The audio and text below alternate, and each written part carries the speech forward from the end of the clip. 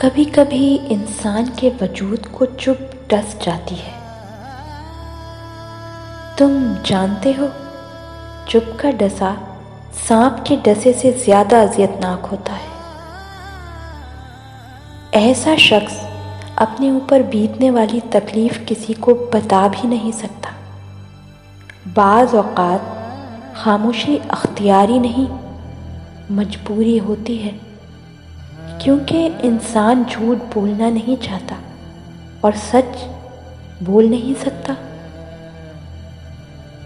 और मेरे वजूद को भी तुम्हारी बेबसी ने डस लिया है।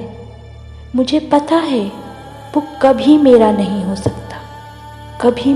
हो सकता, ये भी जानती हूँ उसके होते हुए भी मुझे कल को किसी और के साथ मंसूब हो जाना है। वो कभी किसी सूरत किसी तौर मुझे नहीं मिल सकता। इतना सब कुछ जानते हुए भी मैंने अपनी आंखों का हर ख्वाब, दिल की धड़कन और रूह का सुकून सब कुछ उसके नाम कर रखा है। और पता है मज़े की बात क्या है? वो ये सब कुछ जानता है। कैसे बताएं और किसको बताएं? कैसी थी वो मुस्कुराहटें जिसमें जिंदगी के उजाले थे? कैसी थी वो निगाहें जो दिलों को छू लेती थी?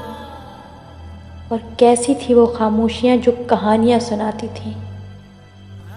और कैसे थे वो हाथ जो इन हाथों में अब नहीं है? कैसे थे वो हाथ जो इन हाथों में अब नहीं है? और मैंने आज़ाद कर दिया हर वो रिश्ता और वो इंसान जो बेजार है मुझसे। मुझे ना अब किसी की ख्वाहिश है, ना ही किसी की ख्वाहिश का एहतराम करना है, और ना ही जाने वाले को रोकना है, और ना ही आने वाले का इस्तकबाल करना है। आने वाला अपनी हालत का खुद जिम्मेदार है और जाने वाला खुद अपने फैसले का अख्तियार रखता है।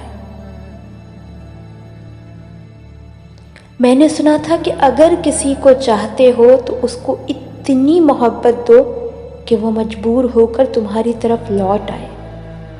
लेकिन नहीं, मैंने ये जान लिया है कि मोहब्बत के बारे में कही हर बात, हर तजर्बा सब झूठ है, सब धोखा है। और बस जिसे महरूमियाँ मिली हों वो ही जान सकता है। ज़्यादा हौसला, झूठी मुरव्वत कुछ नहीं होती। कई रिश्तों को परखा, नतीजा एक ही निकला। ज़रूरत सभी कुछ है, मोहब्बत कुछ नहीं होती। ज़रूरत सभी कुछ है, मोहब्बत कुछ नहीं होती। मोहब्बत कुछ नहीं होती, कुछ भी नहीं होती।